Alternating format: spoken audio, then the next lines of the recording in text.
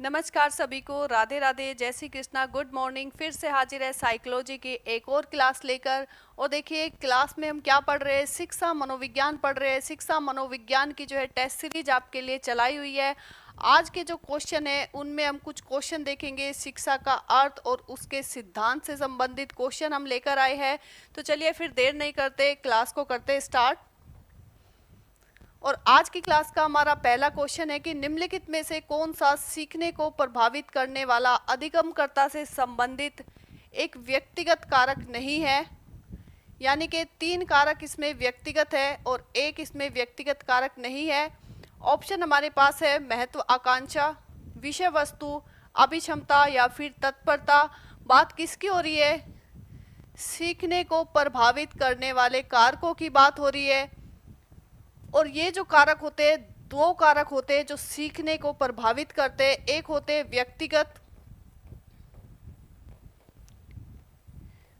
व्यक्तिगत कारक और दूसरे होते हैं बाहरी कारक।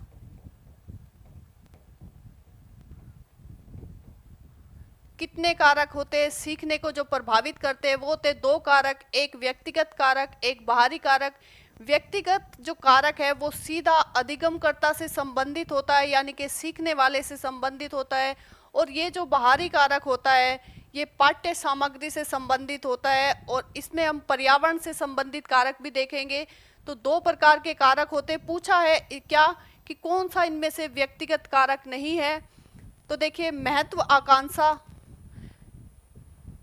इसमें स्वयं जो बच्चा है वो क्या देखता है कि उसे कितने आगे तक जाना है, कितने आगे बढ़ना है। ये स्वयं की उसकी व्यक्तिगत सोच होती है कि उसे कितने आगे तक जाना है। तो ये कौन सा कारक है? ये भी क्या है? व्यक्तिगत कारक है। बात करें अभिक्षमता की, तो ये क्या होती है? सीखने की जन्मजात क्षमता होती है और ये भी क्या है? एक व्यक्तिगत कारक है। बात करें तत्परता की, तत्परता का अर्थ है कि जो बालक है वो सीखने के लिए शारीरिक मानसिक रूप से किस प्रकार से तैयार है, या फिर कहे कितना तैयार है। तो ये भी क्या होगा? व्यक्तिगत कारक होगा। ये तीनों ही जो है व्यक्तिगत कारक है, महत्व आकांक्षा, अभिक्षमता और तत्परता। बात करें विषय वस्तु की, तो ये जो है बाहरी कारक होता है। विषय वस्तु बाहरी कारक है और इसका संबंध किससे है? पाठ्यचर्या से इसका संबंध होता है।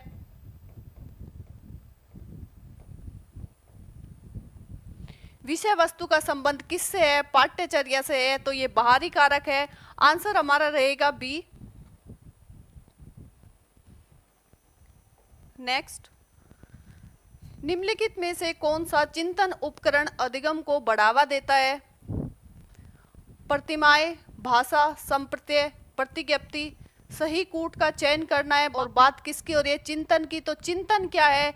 एक मानसिक प्रक्रिया है जो सीखने में क्या करती है? सहायता करती है, मदद करती है। किस में?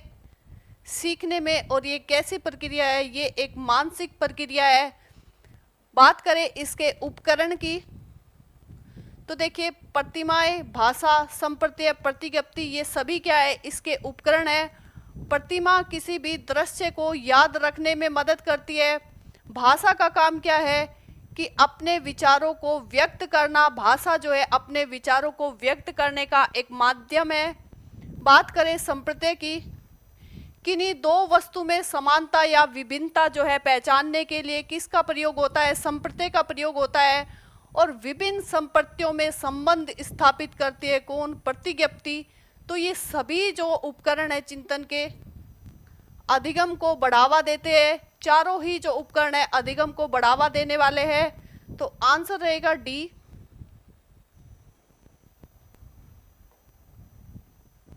नेक्स्ट, अभिकथन है कि एक प्रभावी शिक्षा शास्त्री रणनीति यह है कि बच्चों की नई जानकारी को जो पहले से जानते हैं उनके साथ जोड़ने के लिए कहा जाए। बिल्कुल सही है। एक जो प्रभावी रणनीति होती है वो क्या होती है? कि जो बालक ने पहले से सीखा हुआ है, जो उसका पहले का ज्ञान है, उसको नए ज्ञान से जोड़ा जाए। तो ये कथन जो है वो बिल्कुल सही है। कारण क्या कहता है? कि समानताओं और विभिन्नताओं की पहचान करने से बच्चों को जानकारी संगठित करने में मदद मिलती है। ये भी बिल्कुल सही है कि जो समानताएं और विभिन्नताएं है वो क्या करती है कि जानकारी को व्यवस्थित करने में मदद करती है, जानकारी को व्यवस्थित करती है, पहचानने में मदद करती है। तो कारण भी सही रहेगा।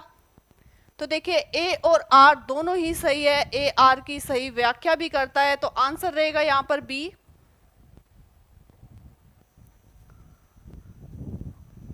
अभिकथन और कारण का फिर से क्वेश्चन है कि शिक्षकों को छात्रों से दूरी बनाकर रखना चाहिए और अधिगम प्राथमिक जिम्मेदारी उन्हीं पर डालनी चाहिए, यानी कि बच्चों पर डाल देनी चाहिए।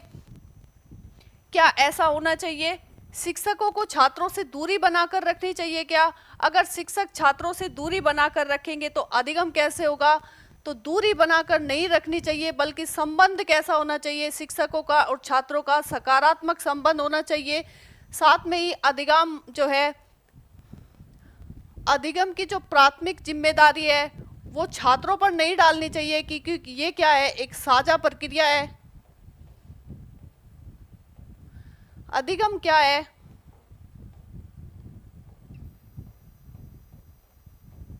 साझा प्रक्रिया होती है अधिगम, जिसमें छात्र और शिक्षक सक्रिय रूप से भाग लेते हैं। तो ये दोनों का कार्य होता है अधिगम करने का, छात्र का भी और शिक्षक का भी, दोनों की जिम्मेदारी होती है। तो ये देखिए गलत रहेगा, जो अभिकथन है ये क्या रहेगा, गलत रहेगा।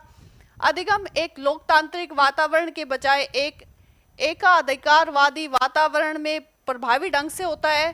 तो बिल्कुल नहीं, अधिगम के लिए आवश्यक होता है कि वातावरण कैसा हो, लोकतांत्रिक हो, जिसमें जो बालक है वो क्या कर सके, प्रश्न पूछ सके, अपने विचारों को व्यक्त कर सके, और शिक्षक क्या हो, निर्देशक की भूमिका निभाए, यानी कि सुविधा प्रदाता के रूप में कार्य करे। तो देखिए ये भी कारण जो है गलत रहेगा। तो इसमें कथन और कारण दोनों ही गलत है, आंसर रहेगा हमारा बी।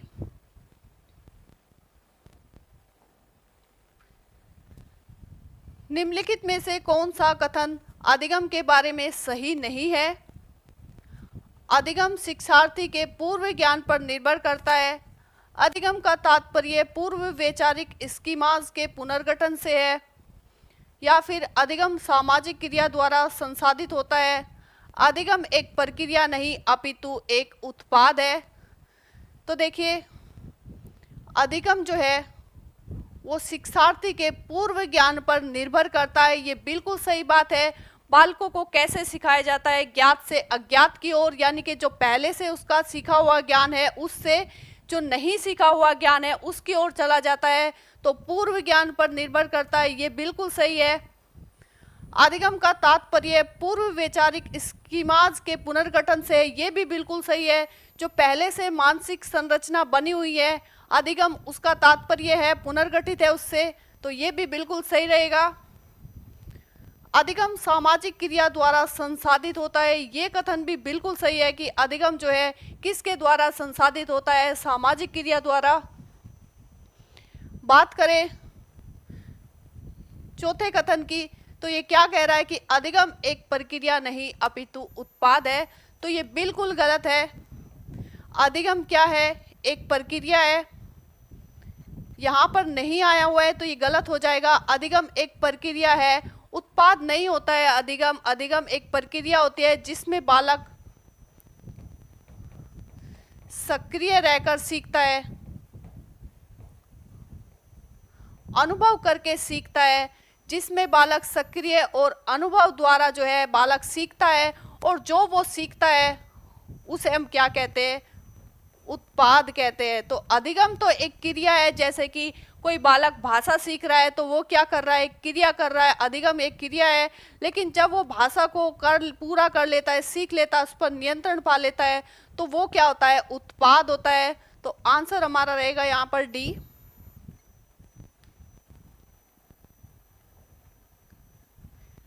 निम्नलिखित में से कौन सा प्रगतिशील शिक्षा का एक प्रमुख सिद्धांत है? छात्रों के सीखने को मापने के लिए मानकीकृत परीक्षण सबसे अच्छा तरीका है। छात्रों को अपने शिक्षकों से ज्ञान का निष्क्रिय प्राप्तकर्ता होना चाहिए। सीखना प्रामाणिक कार्यों पर आधारित होना चाहिए, या फिर पाठ्यचर्या पूर्व निर्धारित हो और सार्वभौमिक होनी चाहिए। बात किसकी हो रही है? प्रगतिशील शिक्षा की। और प्रगतिशील शिक्षा क्या है? जिसमें बालक सक्रिय रूप से भाग ले, सक्रिय रूप से क्या ले? भाग ले। और कैसे सीखे? अनुभव द्वारा सीखे, अनुभव द्वारा सीखे, आलोचनात्मक चिंतन द्वारा अपनी समझ को विकसित करे। और प्रगतिशील शिक्षा क्या मानती है कि जो सीखना है वो कैसा हो? प्रामाणिक हो, साथ ही में कैसा हो? आनंददायक हो, ताकि बालक उसको अच्छे से सीख पाए। तो देखिए आंसर हमारा रहेगा कि सीखना जो है प्रामाणिक कार्यों पर आधारित होती है, क्योंकि प्रगतिशील शिक्षा का मानना है कि सीखना प्रामाणिक और आनंददायक होना चाहिए। तो देखिए आंसर रहेगा हमारा यहाँ पर सी।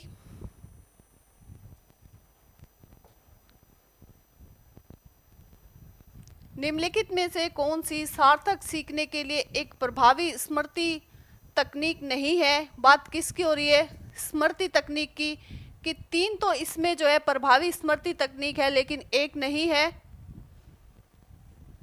विस्तृत दोहराव, रटने व दोहराव, स्मृति सहायक विद्या, संकल्पना, चित्रण। तो देखिए किसी भी चीज को याद करने के लिए, स्मृति में बैठाने के लिए उसका विस्तृत दोहराव जरूरी है। स्मृति सहायक जो विधियां है उनका उपयोग करना जरूरी है। साथ में ही संकल्पना चित्रण होना जरूरी है, संकल्पना चित्र बनाना जरूरी है अपने माइंड में। लेकिन जो रटना है ये जो है प्रभावी तकनीक नहीं मानी जाती है। किसकी? स्मृति की, याद करने की। क्योंकि बालक जो है सक्रिय रूप से भाग लेता है किस में? अधिगम में। यहाँ पर जो रटना होता है उसमें सक्रियता का अभाव पाया जाता है, इसलिए आंसर हमारा रहेगा रटने व दोहराव।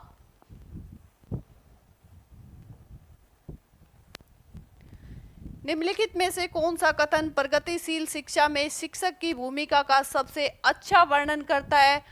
ऑप्शन में शिक्षक बच्चों को स्वतंत्र रूप से कार्य करने के लिए उनके हाल पर छोड़ देते हैं। शिक्षक ज्ञान का प्राथमिक स्रोत होते हैं। शिक्षक एक सुविधा प्रदाता के रूप में कार्य करते हैं। शिक्षक निर्धारित पाठ्यक्रम को जो का त्यों लागू करते हैं। बात किसकी हो रही है? प्रगतिशील शिक्षा की। और पिछले ही क्वेश्चन में हम इसके बारे में बात कर चुके हैं कि जो प्रगतिशील शिक्षा है उसमें बालक सक्रिय रूप से भाग लेता है और क्या अनुभव द्वारा सीखता है, आलोचनात्मक चिंतन द्वारा अपनी समझ को क्या करता है? विकसित करता है। और जो शिक्षक की भूमिका है वो कैसी होती है? सुविधादाता की होती है। निर्देशक के रूप में जो है शिक्षक कार्य करता है। तो आंसर रहेगा हमारा यहाँ पर सी। नेक्स्ट, कौन से कारक अधिगम को प्रभावित करते हैं? व्यक्तिगत कारक, वातावरण संबंधी कारक, सामाजिक कारक या फिर उपयुक्त सभी। तो देखिए अधिगम को प्रभावित करने में व्यक्तिगत कारक, वातावरण संबंधी कारक, सामाजिक कारक ये सभी जो है शामिल होते हैं। तो आंसर रहेगा उपयुक्त सभी। The conditions of learning, the conditions of learning पुस्तक के लेखक कौन है? E.L. Thorndike, B.F. Skinner, R.M. गेने या फिर I.P. पावलोव। तो देखिए जो पुस्तक हमें दी हुई है द कंडीशंस ऑफ लर्निंग, इसके जो लेखक थे वो थे R.M. गेने। निम्नलिखित में से कौन सी एक मुख्य प्रक्रिया नहीं है जिसके द्वारा सार्थक अधिगम घटित होता है? बात यहाँ पर किसकी हो रही है? सार्थक अधिगम की। तो देखिए ऑप्शन हमारे पास है पुनरावृत्ति एवं अभ्यास, निर्देशन एवं संचालन, अन्वेक्षण एवं पारस्परिक क्रिया या फिर कंठस्थीकरण एवं स्मरण। तो बात हम किसकी कर रहे हैं? सार्थक अधिगम की कर रहे हैं। और अधिगम के लिए आवश्यक होता है कि बार बार पुनरावृत्ति की जाए, अभ्यास उसका किया जाए। अधिगम के लिए निर्देश का होना जरूरी है, संचालन होना जरूरी होता है, अन्वेक्षण और पारस्परिक क्रिया का होना अति आवश्यक है। बात करें कंठस्थीकरण की, तो जो अधिगम है वो रटने पर आधारित नहीं है, करके सीखने पर आधारित होता है। जो सार्थक अधिगम है वो रटने की बजाय करके सीखने पर आधारित होता है।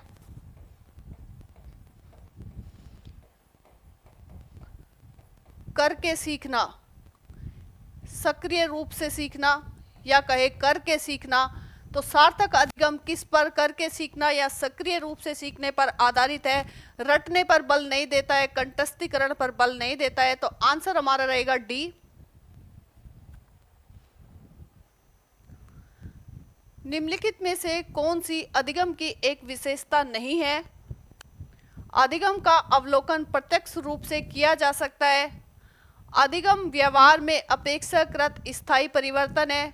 अधिगम प्राणी की अभिवृत्ति है या फिर अभिग्रहण। अधिगम एक लक्ष्य उन्मुख प्रक्रिया है। बात हम किसकी कर रहे हैं? अधिगम की कर रहे हैं।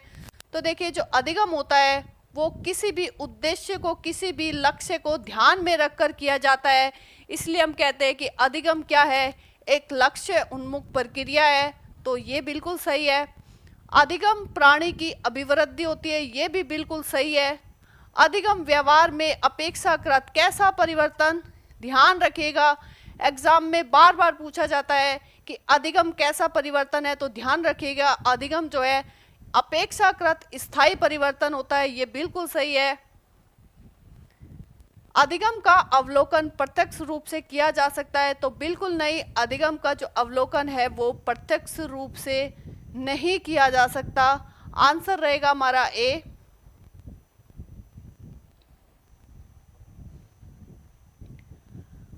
अधिगम अनुभव और प्रशिक्षण के परिणाम स्वरूप व्यवहार में परिवर्तन है, यह कथन किसने दिया था?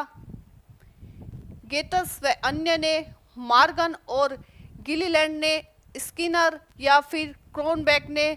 बात किसकी हो रही है? अधिगम की, कि अधिगम क्या है? व्यवहार में एक स्थायी परिवर्तन है। और ये किसके द्वारा आता है? ये आता है अनुभव द्वारा और प्रशिक्षण द्वारा। और ये जो कथन है ये कहा था किसने? गेटस व अन्य ने। तो आंसर रहेगा हमारा यहाँ पर ए। व्यवहारिक क्षमताओं में वह सापेक्ष स्थायी परिवर्तन जो कि प्रचलित अभ्यास का परिणाम होता है, उसे क्या कहते हैं? अधिगम, अभिप्रेरणा, अभिवृत्ति या फिर अभिक्षमता। तो देखिए, बात किसकी हो रही है? स्थायी परिवर्तन की हो रही है। सापेक्ष स्थायी परिवर्तन जो किसके द्वारा आया है? अभ्यास द्वारा आता है, प्रशिक्षण द्वारा आता है। किस में आता है? व्यवहार में आता है या फिर व्यवहारिक क्षमताओं में होता है। इसी को हम क्या कहते हैं? इसको हम कहते हैं अधिगम कहते हैं इसको हम, और इसको हम सीखना कहते हैं। सीखना कहे या अधिगम कहे एक ही बात है। आंसर रहेगा ए। अनुभव द्वारा व्यवहार में परिवर्तन कहलाता है स्मृति, सीखना, प्रेरणा या फिर चिंतन। बात कर चुके हैं पिछले ही क्वेश्चन में कि अनुभव और प्रशिक्षण द्वारा व्यवहार में अपेक्षाकृत स्थायी परिवर्तन क्या है? सीखना कहलाता है। तो आंसर रहेगा बी। प्राथमिक स्तर पर मूल्यों की शिक्षा देने की सर्वोत्तम विधि है किसकी शिक्षा? मूल्यों की शिक्षा। मूल्यों के महत्व को बताना, मूल्यों के पालन न करने पर उन्हें दंडित करना, अध्यापक के व्यवहार में मूल्य का स्थापन करना या फिर उपरोक्त सभी। तो देखिए, बात किसकी कर रहे हैं हम बात कर रहे हैं मूल्यों की शिक्षा की, और इसकी सर्वोत्तम विधि की बात कर रहे हैं कि सर्वोत्तम विधि कौन सी होती है। तो देखिए, बालक जो है वो कैसे सीखता है? अनुकरण द्वारा बालक सीखता है। अपने बड़ों का अनुकरण करके ही बालक क्या करता है? सीखता है। तो इसके लिए आवश्यक है कि अध्यापक के व्यवहार में मूल्यों का स्थापन किया जाए, जिसके द्वारा बालक अपने अध्यापक को देखे, उसके व्यवहार को देखे, तो बालक में भी क्या होगी? मूल्यों की शिक्षा बालक स्वयं ही ग्रहण कर लेगा। तो सर्वोत्तम विधि है कौन सी? कि अध्यापक के व्यवहार में मूल्यों को स्थापित किया जाए। आंसर रहेगा हमारा सी। सीखने का सर्वाधिक उपयुक्त अर्थ है कौशल अर्जन करना, ज्ञान का अर्जन करना या कहे ज्ञान अर्जन करना, व्यवहार में परिमार्जन लाना या फिर व्यक्तिगत समायोजन। तो देखिए, बात किसकी हो रही है? सीखने की हो रही है। और सीखने में सर्वाधिक उपयुक्त क्या है? यानी कि सीखने का सर्वाधिक उपयुक्त अर्थ हम किसे कहेंगे? तो देखिए व्यवहार में जो परिवर्तन आता है, व्यवहार में जो परिमार्जन होता है, किसके द्वारा? अनुभव द्वारा, अनुभव द्वारा या फिर कहे प्रशिक्षण द्वारा व्यवहार में जो स्थायी परिवर्तन आता है या फिर कहे व्यवहार में जो परिमार्जन आता है उसे ही हम क्या कहते हैं? सीखना कहते हैं, अधिगम कहते हैं। तो सीखने का सर्वाधिक उपयुक्त अर्थ है व्यवहार में परिमार्जन या फिर कहे व्यवहार में परिवर्तन। तो देखिए ये था आज की क्लास का हमारा लास्ट क्वेश्चन। क्लास आपको कैसी लगी है कमेंट बॉक्स में बताइएगा, और अच्छी लगी है तो प्लीज़ वीडियो को एक लाइक ज़रूर कीजिएगा। मिलते हैं नेक्स्ट क्लास में, फिर से आपके साथ आएंगे नए क्वेश्चन लेकर, कुछ अच्छे क्वेश्चन के साथ आएंगे। तब तक के लिए आपका बहुत बहुत धन्यवाद।